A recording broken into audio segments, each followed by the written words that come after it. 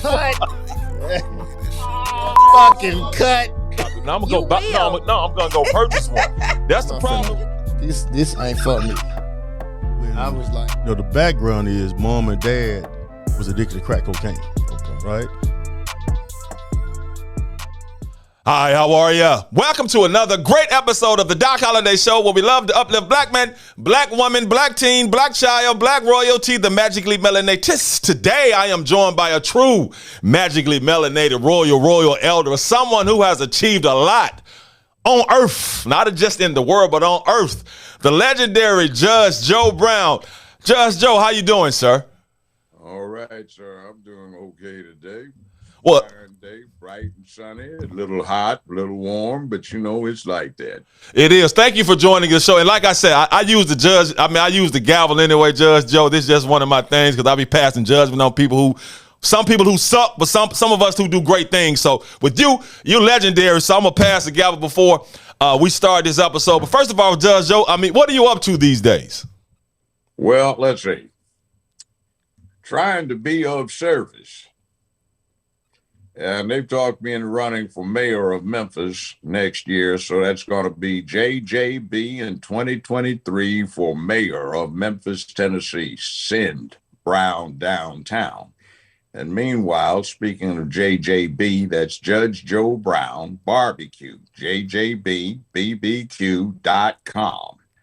Go there and order yourself some, and you will find it's some great stuff. And it will be on shelves soon, but you can get a jump start on it. And it goes good on practically anything, including French fries. And we have also barbecue powder or seasoning. We have chicken links, smoked and raw, hot, mild, you name it, and some other products. And the stuff is very good. So deal with it and satisfy your craving for flavor. And if you're ever in Los Angeles, go down in the hood to 79th and Western, and on the corner you will find D's Original Takeout Grill. And Chef Damon makes some pretty damn good barbecue using the stuff. We kind of collaborated on that. He made it healthy, and I'd been making it, the old time way for years and years, so it's good stuff. First of all, Judge Joe, hold on, Judge Joe. I really love it. Judge Joe, barbecue sauce. Mayor of Memphis. Barbecue sauce on French fries, Judge Joe? Yes. Okay.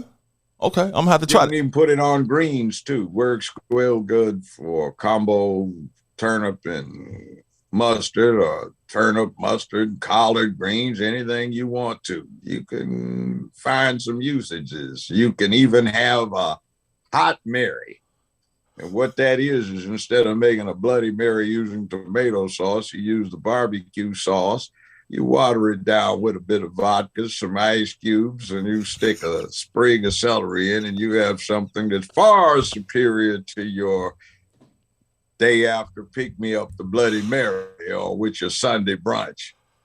Oh, my gosh. Enjoy. I love it, Judge Joe. Now tell me about running for Memphis Mayor. What made you make that decision? Well, they talked me into it. Some people put together a committee, and they approached me and said, okay, I got a place down in Memphis and another one out in Germantown, so I'll qualify. The election is November next year, not this one. And it's time that people got a handle on police community relations. Let's start by not having police oversight committees, but having civilian control of the police department. Let's talk about civilian communications from the street and the neighborhood with the police departments. Let's talk about agreements with juveniles so they don't get sent to the corrupt juvenile court we have here that's completely privatized. So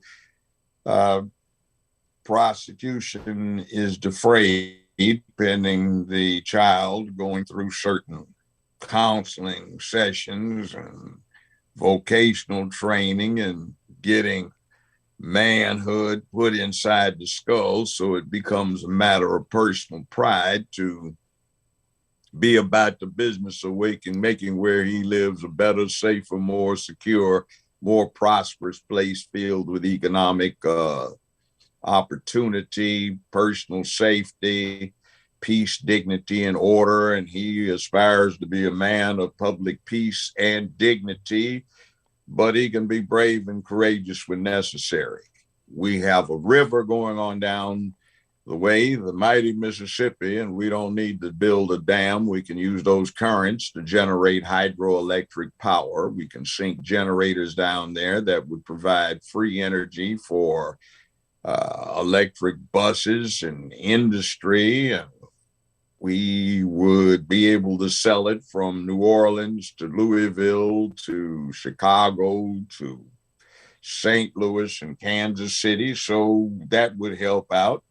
We need to start bringing in seaborne traffic up the Mississippi from Europe, and then more going down the other way, because Memphis is the transportation net of the country. We have a lot of things that we can do. We can get rid of this thing where we have so many of our elected and appointed officials who are, just being candid, crooks.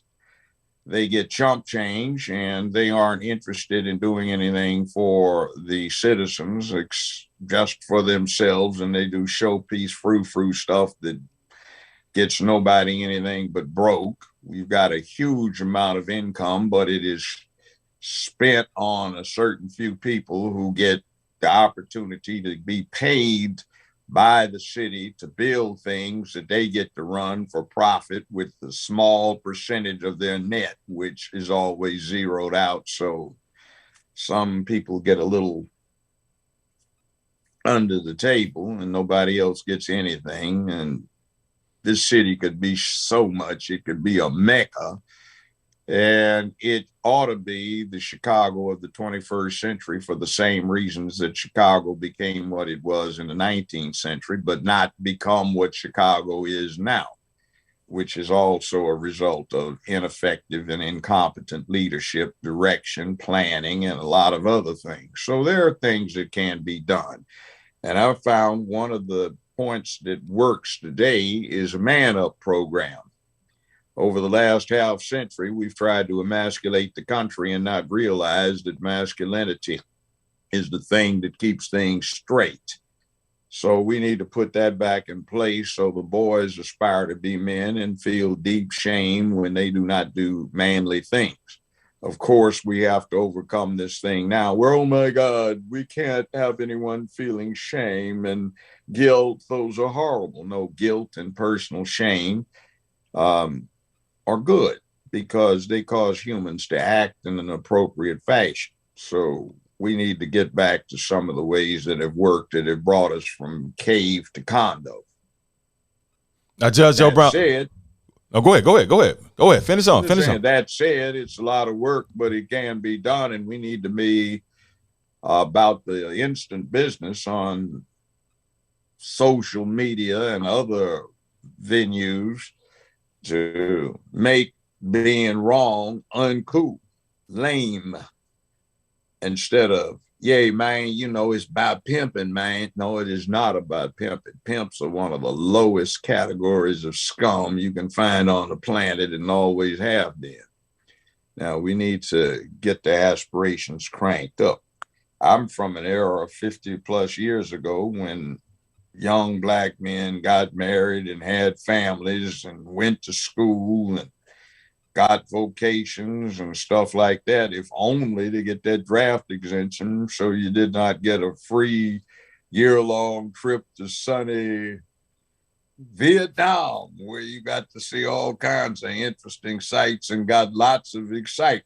So something's happened. We've had 50 years of glorification of dysfunction where we've been ripped off because H-Wood, that's Hollywood, found that there was an untapped reservoir of people who wanted to go see themselves in the movies, but they didn't give us anything to aspire to. They went down to the lowest common denominator. So we glorify pimps, hoes, drug dealers, thugs, gangsters, robbers, burglars, murderers, and all sorts of scum. So that's not what we need. We need to put the man back in the neighborhood because we've got too much violence going on in hood and hallway. So it's necessary and needed. So what I would tell everybody, if there's one thing I want to leave with you, man up. And it should be your business, if you are a man, to deal with protecting womanhood and promoting manhood. And that's the way of it. And that's one thing I wanted to ask. Being a man, real hard, because you know, if the Titanic goes down again, you're supposed to say, ma'am, you have my seat, you and your child. I'll stay on this boat and drown. But nowadays we've got some kind of dress up. Oh, I want to get in there too. I'm a woman. No, you're not. Take him and go throw him on the other side of the ship and charm the sharks so the women and children can get away safely. And that's one of the things I wanted to talk about, as far as, especially in our community, it's the images and how we have been portrayed in the media, because you come from an era, that's like my father, who had to deal with all kinds of things. And when I look back on, it was just a generation ago that you all were dealing with Jim Crow laws, especially down here in the South. And it seems like the men and the women were together and was actually fighting for some things, and we've lost that. And you've been in Hollywood. You don't fight these days. It's supposed to be handed to you. Here, you're entitled. Poor baby. Don't you want it? Here it is. No, that doesn't work. See, that's a slave's way of thinking about things when you think that stuff is supposed to be handed to you. That's like if you have a dog at home, you get the idea.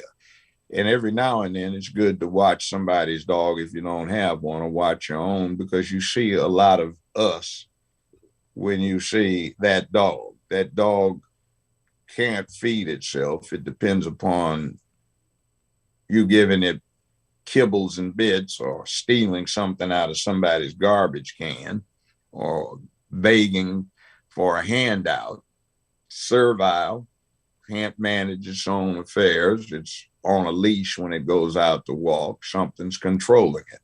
That's too many people these days. So we need to be men and women. Women need to get back to the fundamentals, which is they birth, they have the children, they nurture them. Men, our job is to protect. We have to provide, and we have to raise too. We need to get back into establishing family units. We don't know how to deal with each other anymore.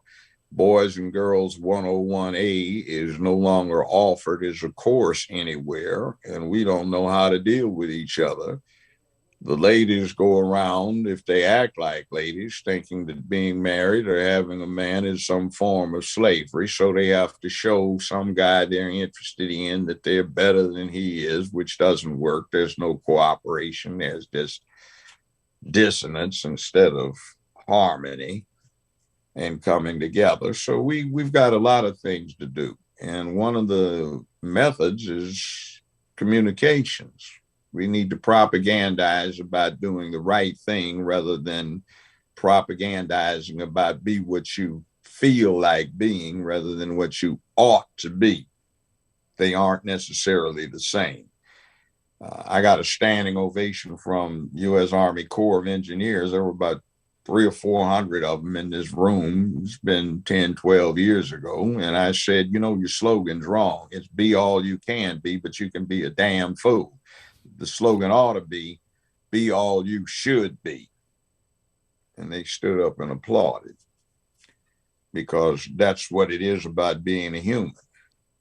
And I could be funny about it. What do you see anytime you see a human? You see a successful screw. You know, somebody or something screws, something gets laid an egg, or, you know, something gets pregnant and, you know, the egg hatches or the birth comes, it gets raised, matured, it courts, it screws, something gets born, and the generations go on. So some people seem to think that that is somehow or another crazy, and they want to opt out of that equation that brought us from cave to condo. So get ready. I'm sorry, you're only 2.5% of the population. It's your right to do whatever you want to do in your own bedrooms. Hell, get your freak on, enjoy yourself. But the rest of us, keep your hands off the kids. Stop trying to recruit them. Stop trying to poison everybody with this feel-good nonsense of they can be anything they damn well want to be without a consideration as to whether they ought to be that. We have obligations to each other. It's getting to be a more intense world. The safety bubble that we have existed in for the last 70 some years is about to pop, and it's not going to be safe anymore. And by the way, I have a right to be safe. No, you don't. You live on the planet Earth. Anciently, there were things that would like to put you on their menu for breakfast, lunch, dinner, or a midnight snack, or you might get hit by something that falls off of an airliner, struck by a bolt of lightning, get hit by a small meteorite or a large one, get done in by an earthquake, tsunami, typhoon, tornado, hurricane, you name it, volcanic eruption, and all sorts of things are dangerous, famine, drought, rising sea levels. There are a lot of things that are out there that could get you done in. Go down for a vacation on a beach and a shark decides that he wants to taste you. All kinds of things can happen wrong. So you don't live on a safe planet and expecting that somebody's going to make it safe for you is a bad way to be safe. It's better to prepare yourself, you know. I hear a whole lot of things about, oh, we have a right to be safe. Well, being free is not safe, and there's collateral damage to being a free person. It's dangerous being free because there are a lot of people that don't want you free. And some will tell you they do, but they really don't because you're not profitable if you are free. So they want to ensnare you in a trap and tell you, we'll make you safe. No, anybody that says that is a liar. They're trying to put you in a position where you will become dependent. And that's not good. You don't want to be that dog, whether it's D-O-G or D-A-W-G. Now, Judge Joe, talking about that, and you are exactly right. And we're talking about being slaves, being in prison, not having freedom, or the perception or the illusion of freedom. This is my thing because I look at the state that, you know, our community is in. And when I go down to 201 Poplar, for people around the world that's watching, 201 Poplar is the Shelby County courthouses. And I see the majority of magically melanated people, AKA black people in there. And I know you became the first African-American prosecutor here in Shelby County. And when you was also the public defender here, chief public defender too. And talking about that. Ahead. Yeah, you brought down recidivism rate when you was a judge and all of that. Talk about what made you get into that profession and, you know, some of the great things you've achieved in those jobs and responsibilities. Well, I wanted to be a scientist, and that was my major in science at UCLA. But I had a minor in political science because I wanted to find out what was going on, to learn the rules of the road, so to speak. And thanks to St. Ron, the ray gun, back in the 60s, he screwed everything up when he was trying to end free public education in California, which he did. I got stuck with this little thing. You need to hurry up and get your degree, or you've already been through boot camp with senior ROTC, and you can quickly get on this all expense paid tour of Vietnam if you don't get a degree. So my faculty advisor said, well, it'll be 14 months before you can get the courses you need to get the degree you intended, but you have enough credit right now to declare political science as a major and go ahead and graduate. I said, well, what am I going to do with that? He said, well, you can teach. I said, I don't want to teach political science. Hell no. He said, well, you can be a lawyer. I said, I don't want to be a lawyer, but that's what wound up happening. So 50 plus years later, here I am now. Excuse me. That's okay, Spam Joe. call. That's okay. Somebody. That's all right. All right. Now, I've done a lot of things. I've been a substitute school teacher out in Los Angeles, high school and junior high, ran a playground with two other people who are now friends of mine, one of them deceased, Trinity Avenue Elementary. And we had two interesting people as students on our playground. We had the person who we knew as a skinny little 12-year-old, and now he's deceased. People knew him as Barry White, the singer. And we had another young man that we converted into one of our playground assistants. He became the last person executed on death row in California, Tookie Williams, who co-founded the Crips. We tried to get him out of the swamp, but his mother wanted to check. She wouldn't let him. So he just kind of became the baddest alligator in the swamp. But he did show what he had in him when he wrote 6 children's books and got a Pulitzer Prize for doing that. And the governor should have not been such a punk and should have commuted his sentence, but he didn't. So he went in style, and it took 45 minutes for him to kill him, because it just didn't work on him. So that is what it is. Now, since then, I have been with legal services here. A.C. Wharton used to be the boss. Then I was with Equal Employment Opportunity Commission. Then I became the first Black prosecutor for the city.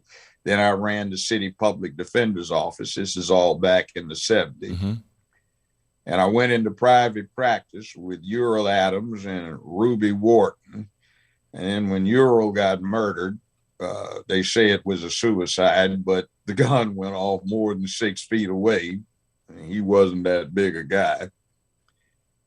And then A.C. Wharton came in, so all of us practiced law together. And then Judge Tariq Sugarman came in, the late Melvin Turner came in, some other people came in. We did a few things. AC became mayor, and I wound up more than 30 years ago getting elected as a criminal court judge. And what I did was implemented a man-up campaign, and that reduced the statewide recidivism rate from 80% down to just 18% in the courtroom. And it was all about protecting womanhood and promoting manhood, and doing what you ought to do to make where you lived a better place, and putting it in somebody's head that that was his primary occupation or her primary occupation in life, so that they felt great shame and embarrassment for deviating from that. And 30 years later, 25 years later, I still get people walking up to me in restaurants and shopping centers around here and saying, "Thank you for what you did." Or the funny way that I'll usually get it is, "Judge, you remember me?" "No, man, I don't remember you. That's been 25 years ago." "Well, you gave me some time." "Did I give you enough time?" "Oh, yeah, but see, it was this thing about manhood that you put in my head. Now I've got grandchildren, and I'm working hard, and I got all these neighborhood boys around me trying to teach them what you taught me." And see, that is an important thing, and that's one of the reasons we have so much violence. Now, we need to impose civilian control over the police department. See, American police didn't develop until about 50 years after they ratified the Constitution. It was around 1840, and they brought it in from England. Scotland Yard and Sir Robert Peel. That's why they call them bobbies.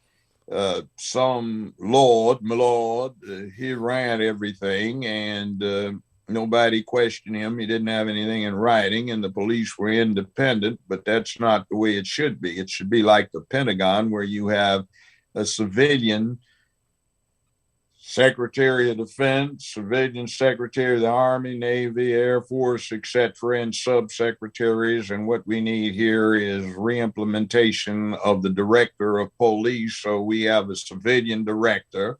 We have subdirectors over homicide, uniform patrol, property crimes, traffic, etc., juvenile matters, drug matters, and we implement stuff to take the kids out of the clutches of this corrupt circus that they call Memphis and Shelby County Juvenile Court, So maybe we sign contracts with the juveniles on their first offense or so. And if they undergo the counseling and the vocational things and the manhood training or the womanhood training and they prosper, then no charges are proffered and you keep it out of the hands of this corrupt district attorney we have, Amy Wiry, and these clowns down at juvenile court that don't know what the hell they're doing, trying to make things worse because they're completely privatized and it's very profitable to generate future business, which is what they do. So there are some things that need to be implemented with that. We need to deal with the fact that Memphis is the transportation net of the country because it's centrally located at the end of this long valley that goes up to the state of New York, down which a lot of things flow eventually through I-40, and it crosses the Mississippi River right here in Memphis. We need to bring in barge traffic from Europe where they load up barges over there and they wind up putting them on barge transports, bring them to the port of New Orleans. They drop the hatch, float them out, bring them up to the world's largest barge unloading facility here at President's Island. And we need to emphasize that the channel of the Mississippi is deep enough for a lot of ocean going traffic to get up here and dock without having to go through the East Coast where they have to come down that valley to get here before they get into main distribution. We need to deal with the fact that there are going to be a lot of electric vehicles produced at this Ford factory that's coming up in Mason. There's a Cadillac plant for upscale electric stuff here in West Tennessee too. And we need all of that to come back through Memphis, get put on these empty barges. Wow, these spam. That's okay, Judd. It is okay. Put on these empty barges and taken back to New Orleans to these barge transports, taken over to the Mediterranean for distribution in Europe through the Suez Canal to go over into the Asian area and to the Southwest Pacific. We could be making a killing. We don't need to buy energy from TVA or this bunch of characters that Congressman Cohen has hooked up. Corruption again. We can get it for free because we can sink hydroelectric turbines down in the Mississippi River. We don't need a dam built, and the river isn't going anywhere for the next few million years. So we can get basically free electric power. We can have electric buses that are charged up without the need for fossil fuel and basically provide low cost, almost free transportation for Memphis. Where there is power, you will find, if you look at American history over the last 150 years, that's where industry arose, not where the raw materials are. So if you have unlimited and free electric power, you can put in a lot of manufacturing facilities, so people will be talking about $72.18 an hour instead of $15 for minimum wage or $117 an hour. You can ramp up the educational level of the population. You can make this a mecca.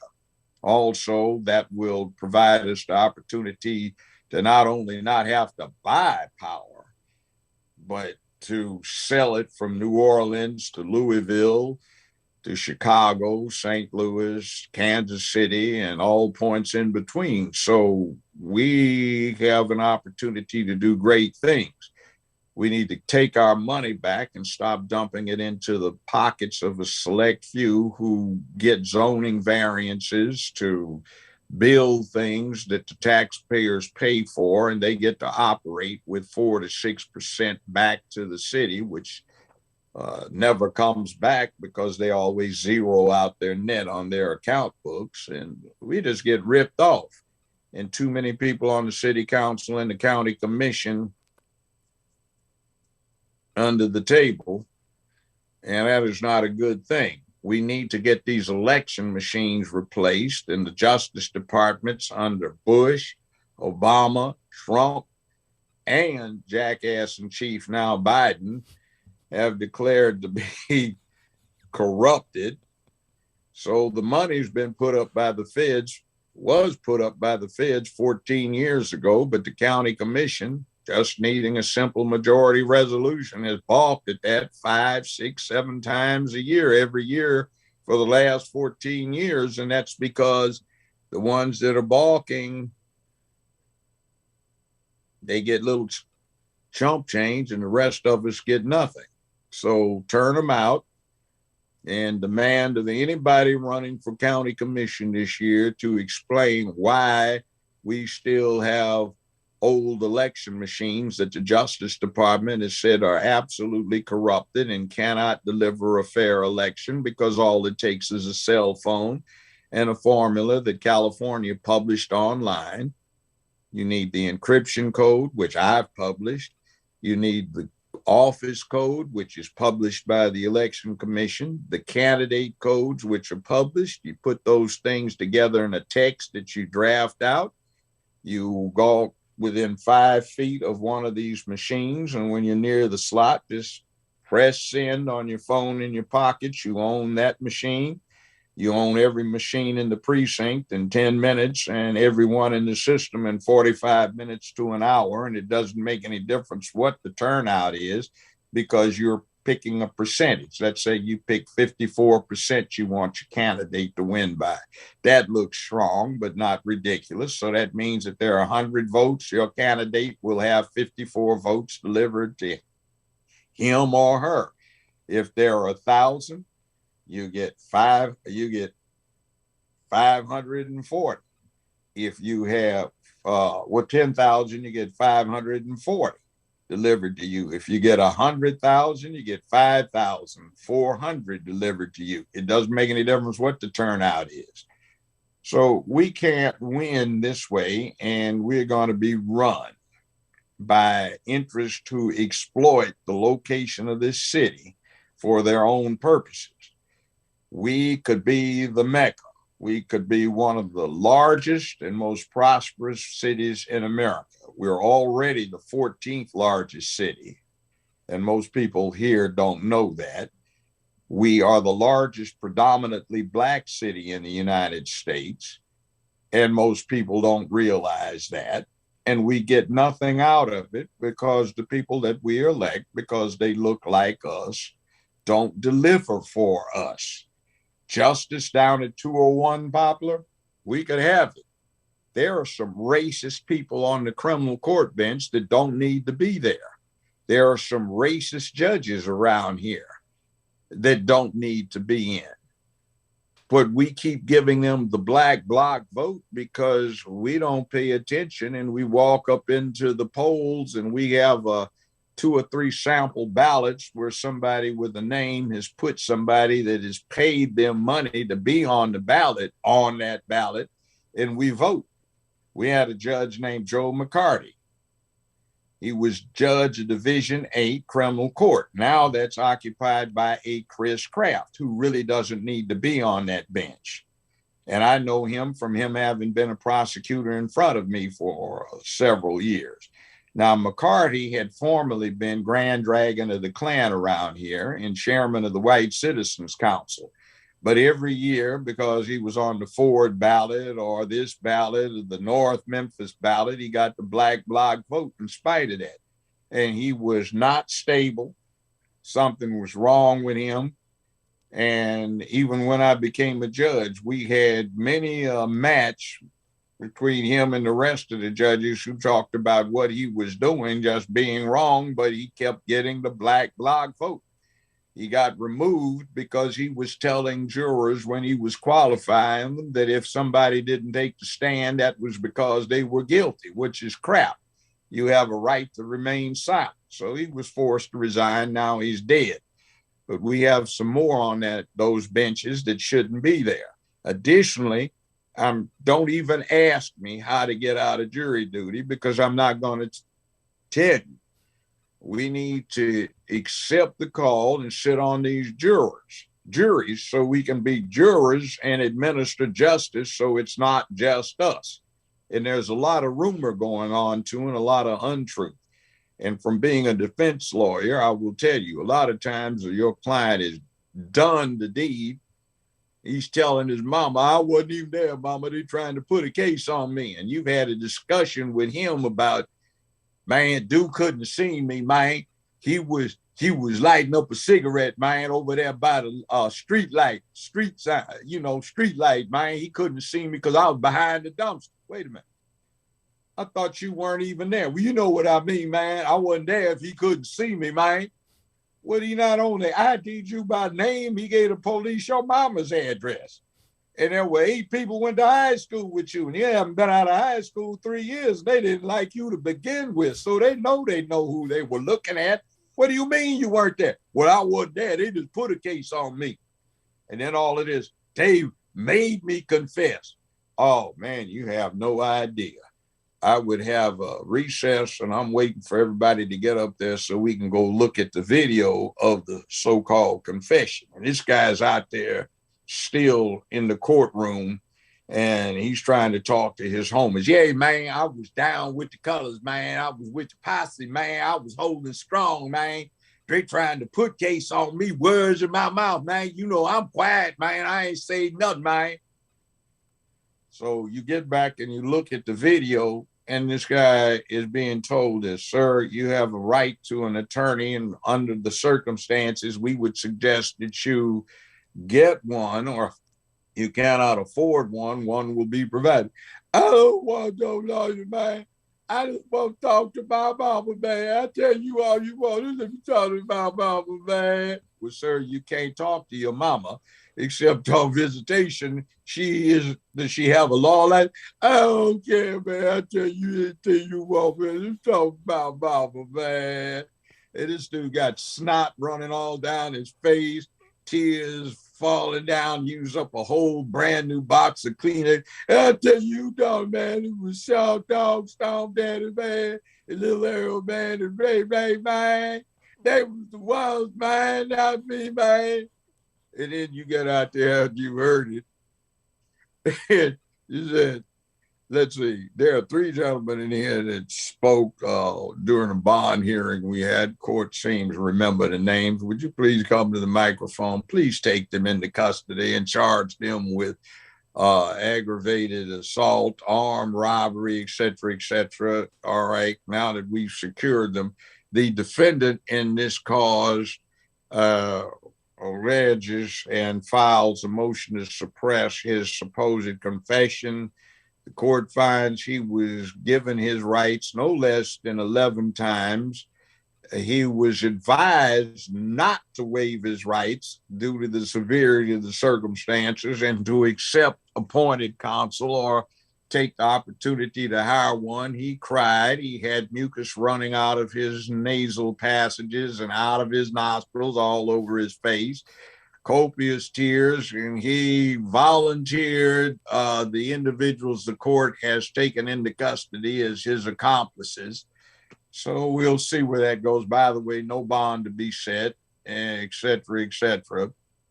And they just punk out. See, most of the time, if the person doesn't confess, the police can't get a case.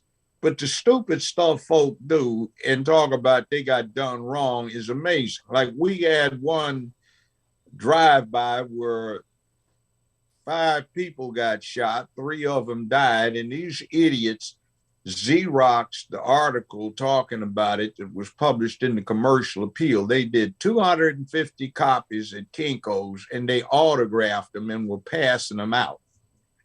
It's like, really? You dumb fool.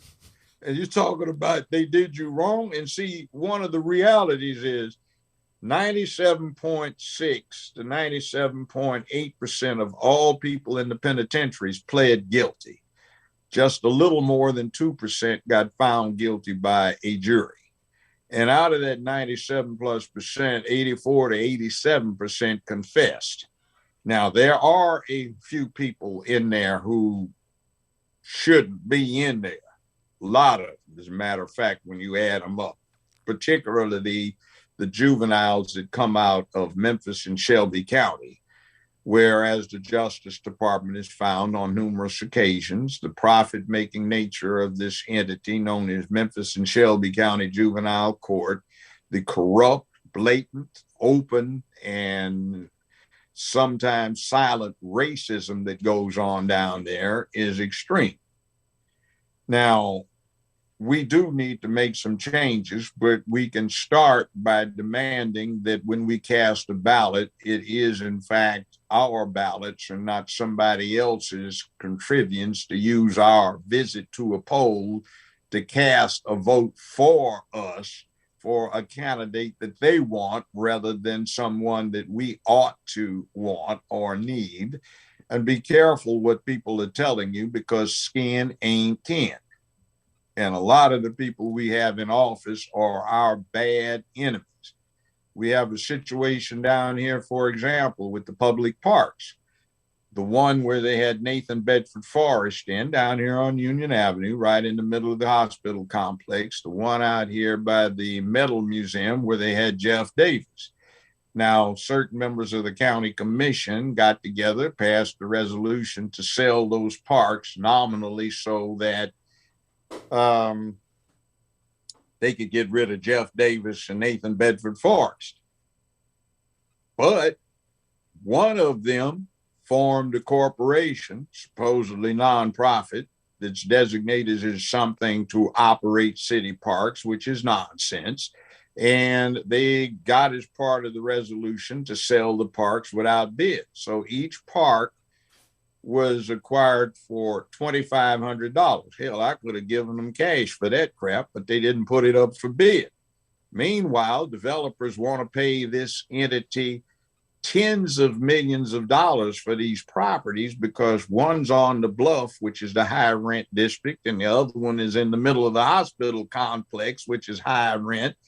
And somebody's half brother has been storing Jeff and Nathan for the last 5 years, and that person's getting paid $5,000 a month to store these statues instead of putting them in a Confederate museum. Now, somebody sounds like they ought to be in jail.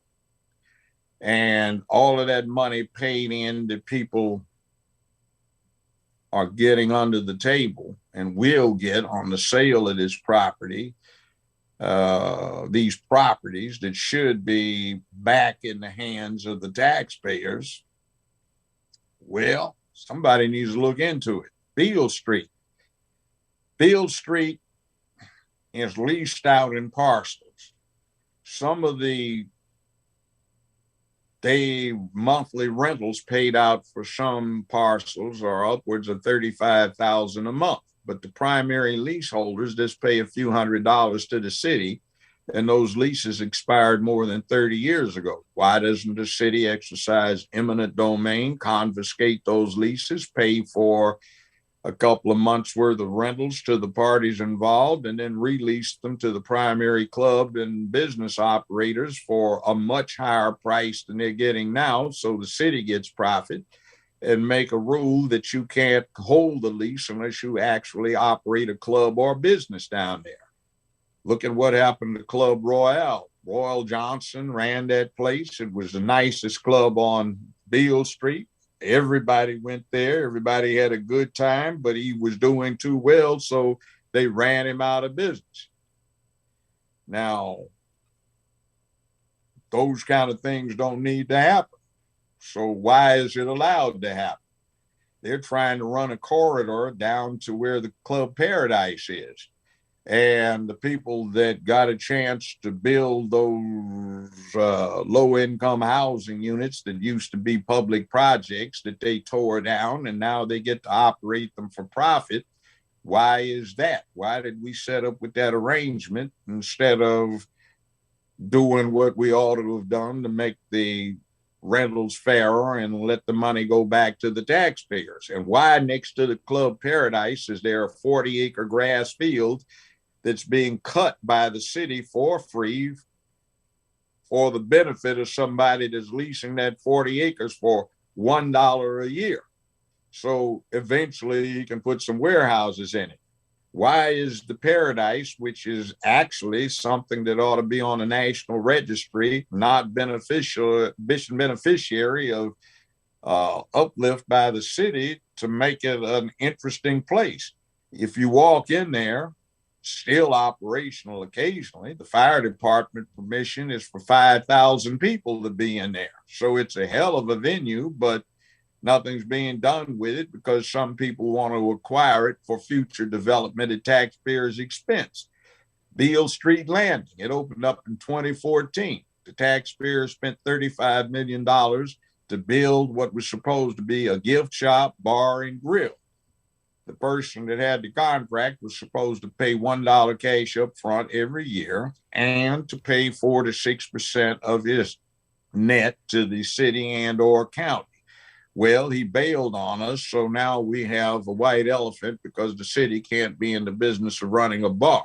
What did we get out of it? A giant catfish jungle gym. Wow. All right, where's our 35 million? Why do we not have lawsuits filed to recoup that? Why is it we sank all this money into this hotel right down from the Presley Mansion on Presley Boulevard? It opened up and 3 people died because they got bitten badly, and they died of the results from brown recluse spiders that had various nests around the premises that were missed because they didn't conduct the required environmental test or inspection or assessment. The city paid for that, but they kept it quiet and under the rug. Why is it that we had this $28 million boondoggle down here for giving a building that the city council paid for to bring in a new airline that wasn't even incorporated, never incorporated, and they sold the $28 million building that we had given them for $32 million and pocketed the money? Why is this $85 million pyramid that Sidney Schlenker built that caused just about everybody legitimate to go bankrupt, but some people pocketed $85 million from building the thing and construction material supply that went into it? And now we have Bass Pro with their emblem on it. And Bass Pro has a horrible EEO posture in terms of hiring Black people around the country. And they get to operate it for $1 cash a year. And we also improved it, put the restaurant at the top in and the elevators that go up the side that never did get put in. It wasn't even supposed to be there. It's on property controlled by some people that's leased by the city so we can give the facility to Bass Pro. It was supposed to be down on the south end of town where the bluff is, where the Rivermont used to be. That was Holiday Inn's corporate flagship hotel, which we lost Holiday Inn because of incompetence here. It's now the Rivermark. It was supposed to be the size, full size of the ancient Cheops pyramid, but because people had interest in this property that's 7 feet below the water level, it's half the size, and it never was really good for what it was about. So why do we keep doing these kinds of things? Why is it Memphis Light, Gas, and Water that used to hang real tough when we had snow on the ground from December through March all the time 50 years ago? They never had any problems. We had ice storms. We didn't have any problems. And now we've had power outages of 11 to 14 days this year, earlier 9 days. Last year, we had problems with that. The water mains went down, and because the pressure dropped down so low, we've got pollution that got into the water mains. We couldn't use the water even to wash with for several weeks around certain parts of the country. Of the city. Everybody's suffering damage to their vehicles from these streets that are just in total disrepair.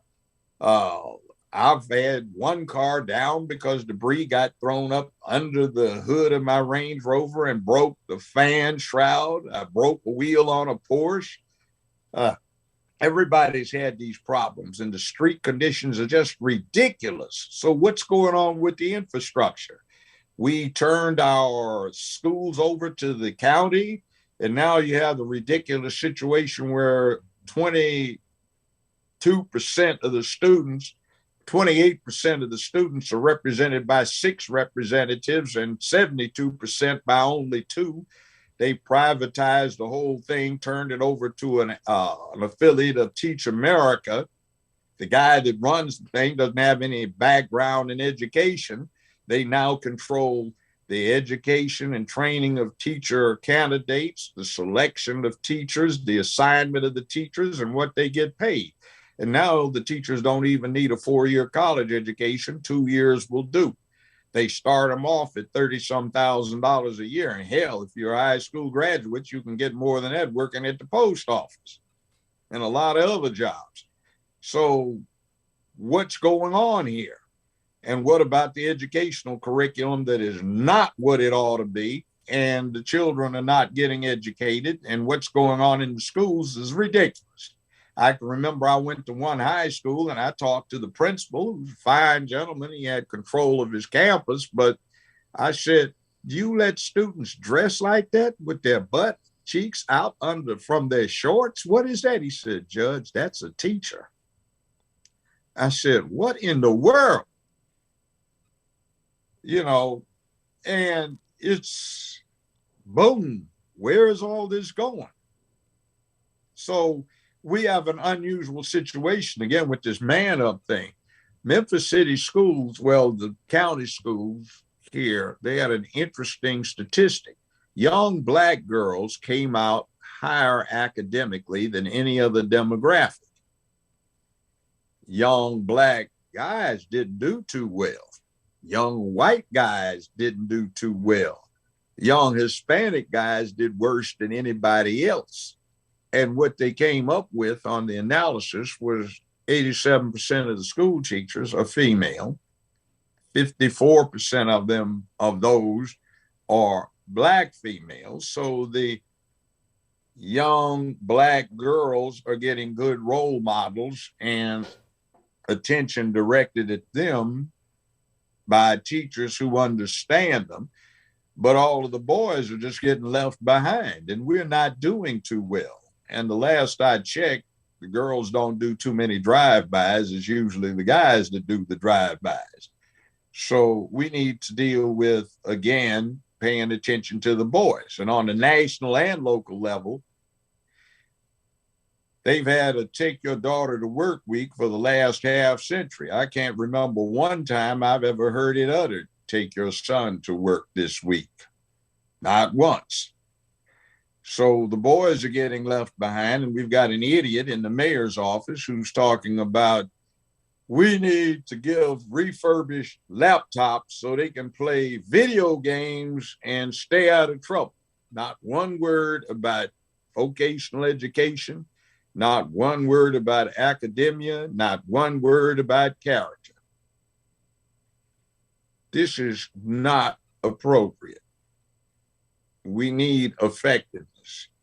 And these things must be implemented by the people of this city. We have to take charge because too many of us have children and grandchildren that are elsewhere or champing at the bit to get elsewhere. We don't need our future to leave. We want it to stay here so we don't have to go pay these ridiculous airline fees to go travel to visit them. But there's nothing to keep them here at this point. But there could be a lot. So there are a lot of things we could do, and we need to take responsibility and be accountable for the things that are not happening here that ought to be happening. And we have to look in the mirror every morning and say, did you do what you were supposed to do?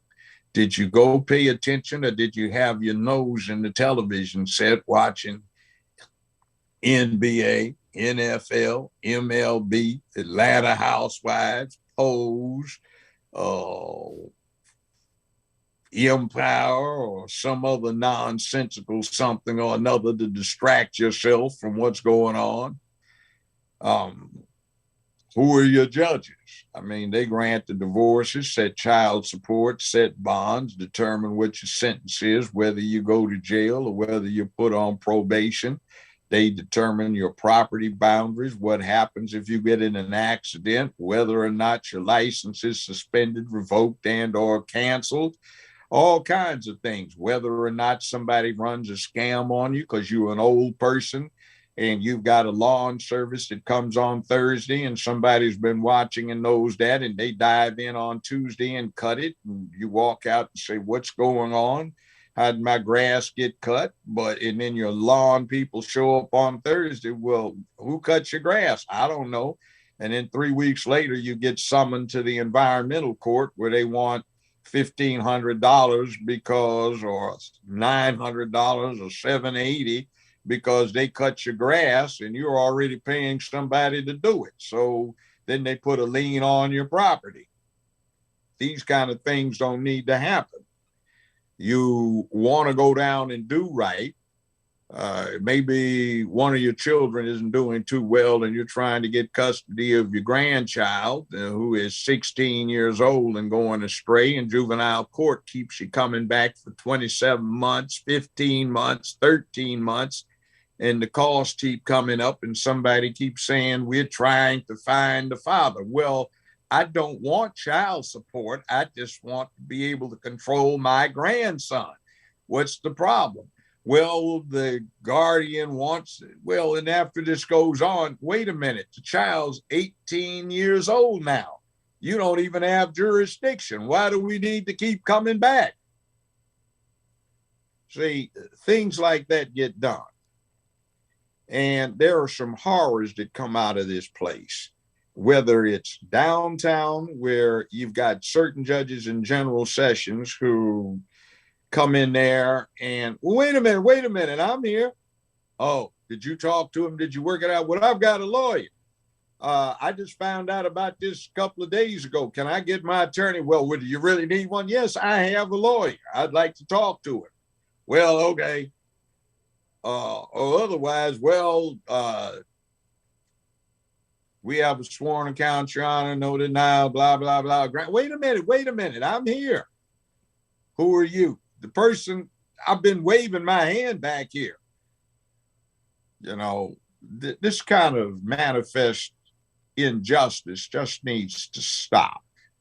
And one of the things that we might have that I was thinking about is coming up with some community arbitration tribunals where the basic operation is paid for by the city.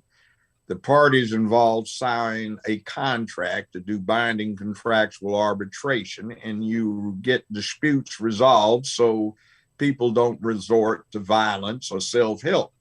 Now, courts are supposed to keep violence down by having a civilized way of resolving disputes. But these days, people can't afford lawyers and they can't afford the court costs. So let's wipe that out, not allow lawyers to practice in front of these arbitration tribunals and have some people who are qualified to do the arbitrations hear the matters and resolve these disputes and cut down on some of the violence. We can do these types of things. All right. Unions can be brought in here. Maybe they want to set up or agree to help set up an apprentice program. They did when I was on the criminal bench. So instead of having rivals, they wound up getting apprentice members who would pay dues, and everybody was happy because they got trained and they became loyal union members, and the unions got more credibility with the employees. And oh, by the way, this thing we have about inviting businesses in to do business here, large mega businesses, and you give them tax breaks and advantages, but everybody they hire comes into the temporary category, so they don't have to pay retirement, medical insurance, or anything else, and people aren't really getting much out of it. So we need to be effective. And we maybe need to bring in Tennessee Bureau of Investigation to come in and take a look at a few things. I'm also looking at this thing with the rape crisis kits that the city council has agreed to pay for, even for the expenses for Millington, Arlington, Collierville, Germantown, etc. But there are 28,000 untested kits that are still relevant. And the DA's office says they can't get around to it, so they've hired an attorney to vet them. And the city council worked up an agreement with a New York firm, which is costing the taxpayers at least $7.2 million, and they got another 5-year extension to do them.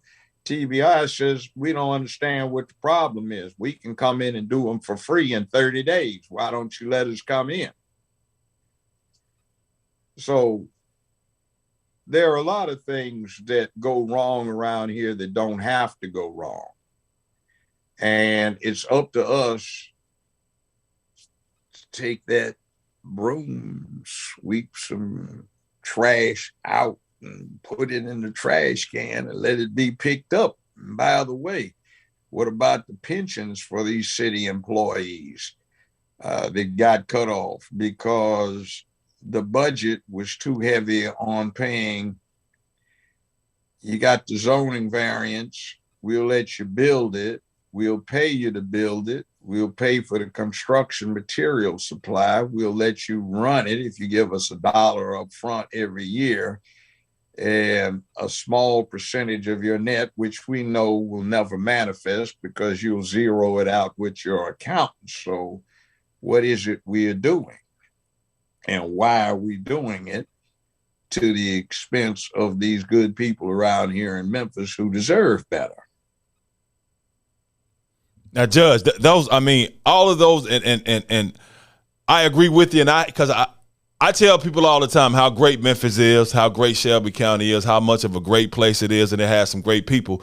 Now, you running for mayor, you have to be concerned and focused on the whole city of Memphis, and which is totally understandable. And because I love my city, I don't plan on going anywhere. I've had opportunity to go places, but lastly, see, I started this show because you said something as far as role models. Our black men and our black young girls, a lot of them, our black girls have a lot of times more role models in a school setting and people they can go to and talk to. But our black men don't really have that. That's why I stayed on local television doing sports here longer than I really wanted to, because I know that young black men were seeing me coming from the inner city and some of the things I've gone through. They like, okay, I see myself because he's talking like me. He still live around us.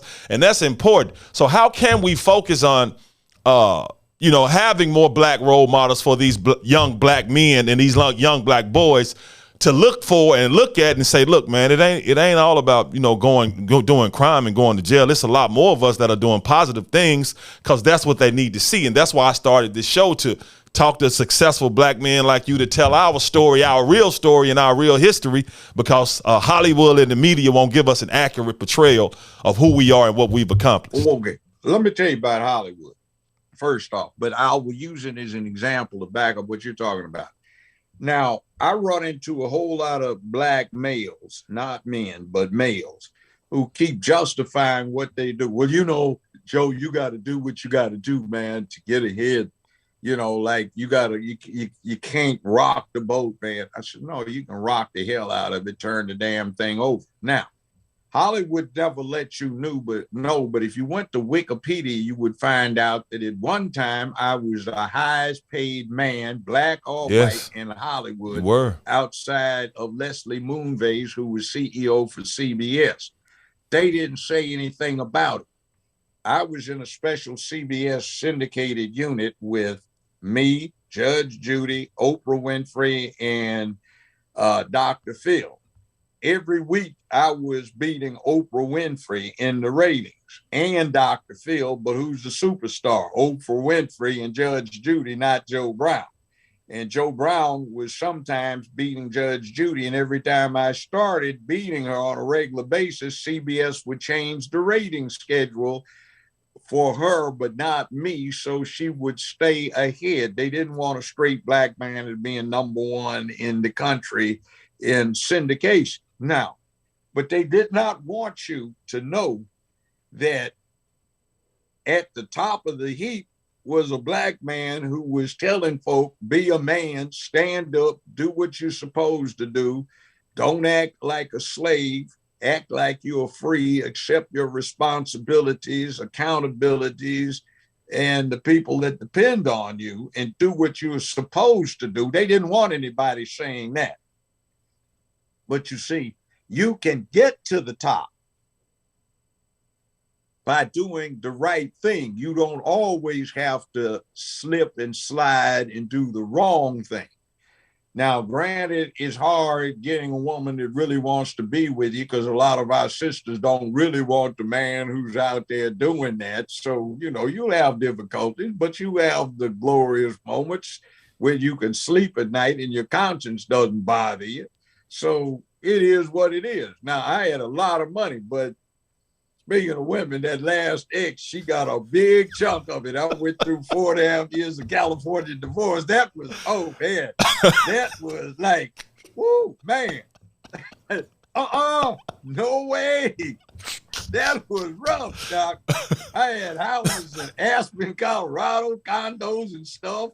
They had Beverly Hills, Bel Air, Ojai, California. You know, I had a ranch. I had 14, 15 horses on the ranch. You know, hey, I was living good. You know, went skiing, had a place at 8,400 feet on the side of a mountain up in Aspen, skied every day for 4 months. I got good at skiing, man, really. You know, yeah, it all went, but you know, yeah, I been here for 50 some years, so you know, I don't have any regrets about being in Memphis, place I live in right now. Most of the time, it's all I need, basically. So, you know, but Memphis is a good place. It's got so many opportunities, and we ought to make it what we can make it. But in order to do that, we got to man up. We got to seize control, take it, and make it.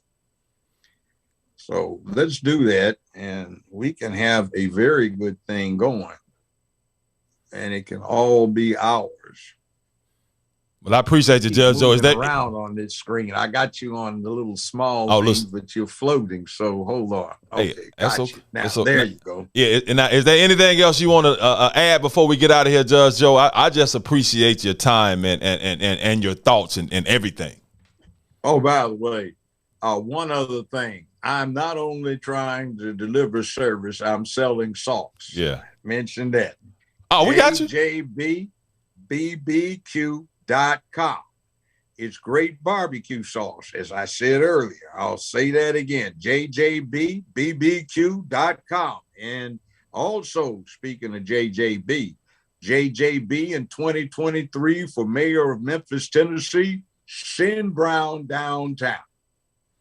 That's going to do it. I appreciate you, Judge Joe Brown. That's going to do it for another great episode of the Doc Holliday Show, where we love to uplift black men, black women, black teen, black child, black royalty, the magically melanated. Once again, this one for Judge Joe Brown. Thank you, Judge Joe. Appreciate you all for watching. All right. Power to the people. Yes, sir. Thank you, Judge. Have a good day. Hey, you too. All right. Thank you.